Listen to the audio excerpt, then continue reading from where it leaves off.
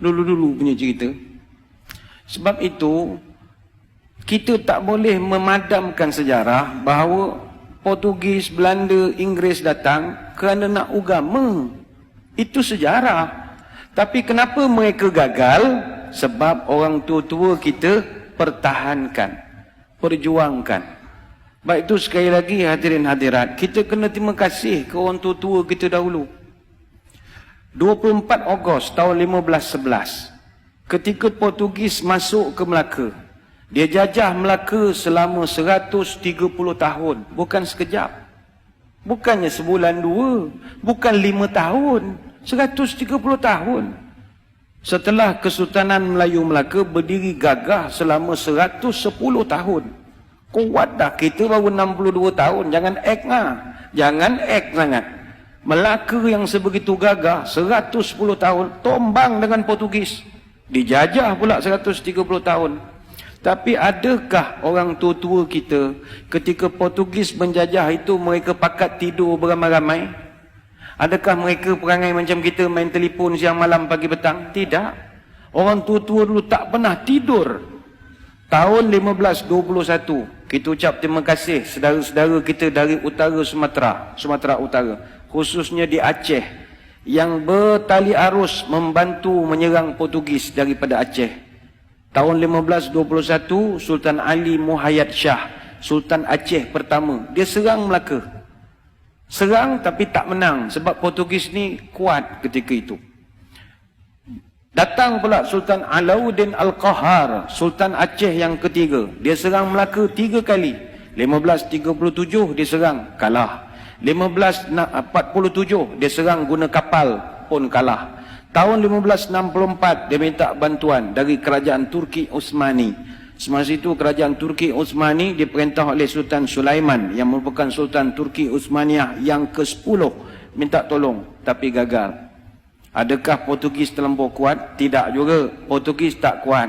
Tapi di kalangan orang Melaka ketika itu, seronok kerja dengan Portugis. Jadi dia orang dah dapat gaji, ada allowance, ada pangkat, ada apa. Dia orang pula mempertahankan Portugis siang malam pagi petang. Jadi Portugis main wayang sajalah. Orang-orang kita yang berlawan sesama kita. Kemudian Sultan Ali Riayat Shah, Sultan Aceh yang ke-9, serang Melaka 3 tahun berturut-turut. 1573, 1575, 1577. Tapi tak menang, pembelot ramai. Sambung balik Dik Sultan Iskandar Muda, Sultan Aceh yang ke-12. Dia serang 2 tahun, 1615 dengan 1638. Hasil daripada serangan demi serangan bertali arus, akhirnya Portugis lemah. 1641, Belanda datang. Bila Belanda datang, orang Aceh dah penat dah menolong. Orang tempatan masih lagi seronok dengan baju uniform, dapat apa, komen seronok, dapat jadi pegawai kerajaan, jadi orang pencen. Tak ada dia berjuang melawan Belanda dah.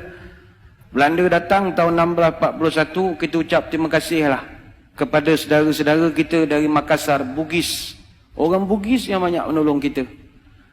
Orang Belanda datang jajah Melaka Johor berapa tahun? 183 tahun.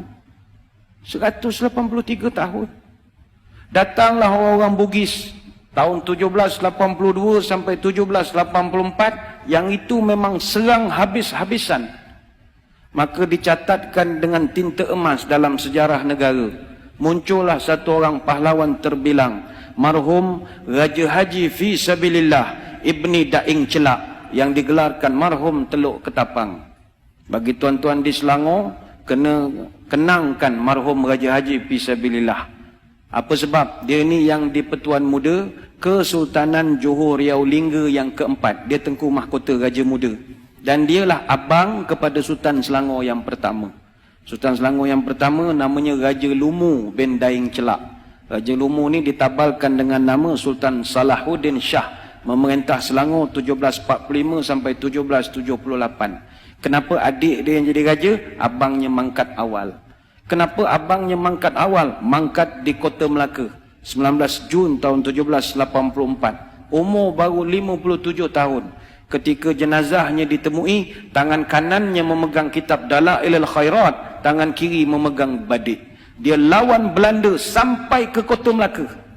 tapi akhirnya gugur menjadi seorang syahid. Kenapa mereka ni berjuang berhabis-habisan?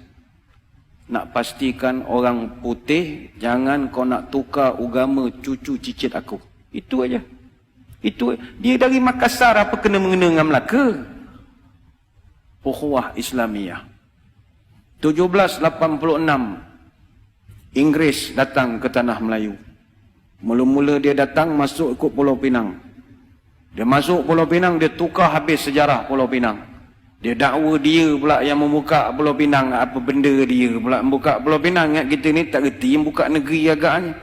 Maka terpadamlah sampai sekarang sejarah sebenar pembuka awal Pulau Pinang tahun 1730. Siapa yang buka Pulau Pinang tahun 1730? Datuk Jenatun.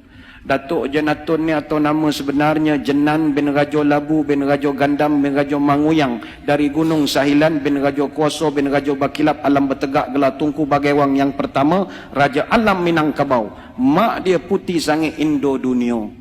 Orang Pagaruyuang, orang Sumatera yang membuka Pulau Pinang. Tapi sejarah itu dipadamkan dengan kemasukan Inggris. 88 tahun kemudian dia tipu pula orang Melayu tahun 1874 menerusi perjanjian Pangko yang penuh dengan muslihat. Akhirnya orang putih jajah negara kita berapa tahun? Bukan 10 tahun, 117 tahun. Tapi adakah nenek moyang kita tidur? Tidak. Bangkit satu persatu, Dol Said, Rentap, Mat Saleh, Maharaja Lela, Tok Bahaman, Tok Janggut, Haji Abdul Rahman Limbung, dan senarai itu begitu panjang sekali. Apa rasional mereka berjuang? Allah. Sebab itu orang tua-tua wujudkan satu perkataan namanya merdeka. Merdeka ini simbolik daripada huruf mim, ra, dal, ya, kaf, alif. Merdeka. Mengikut Rasul dan yakin kepada Allah. Itulah merdeka. Mereka tahu mereka takkan dapat menengok hasil. Tapi kalau mereka tak berbuat sesuatu, malam ini mustahil boleh azan 5 kali sehari di bumi Selangor Darul Ihsan. Mereka berjuang siang dan malam. Sebab itu hadirin hadirat yang dirahmati Allah sekalian. Perjuangan orang tua-tua ni kita kena terima kasih. Mereka berjuang lagi dan lagi dan lagi dan lagi dan lagi dan lagi dan lagi dan lagi dan lagi sampai kita tidak ada lagi. Adapun anak cucu dia, apa perjuangan dia untuk agama dan tanah air? Yilek. Tak ada. Yang dia fikir, perut dia, anak-anak dia, dan main handphone siang malam. Itu sajalah kerja. Tak ada. Ni bukan orang sini, ni orang Kuantan. Orang sini semua bagus. Sini semua fikir masalah umat semua. Kang keluar video marah pula orang Kuantan. Orang Afrika. Kang kena gam pula Kuantan kang. Orang Afrika. Maka sewajarnya sebab kita sebagai generasi selepas merdeka, hayatilah semangat pengorbanan ini. Habis nak korban apa lagi Ustaz? Semua dah okey, saya kerja pun dah pencen, anak pun dah kerja, masuk universiti, nak berjuang apa? Marilah kita pertahankan kemerdekaan ini, khususnya mempertahankan kesucian akidah ahli sunnah wal jamaah. Sekarang ini zaman cabaran kita gugat akidah. Itu lain. Kalau dulu orang nak cabut akidah, kalau sekarang ini dia goyangkan akidah. Inilah perkara yang pernah disebut oleh baginda Nabi SAW. Badiru bi'amal fitanan qaqtita'il layl muzlim.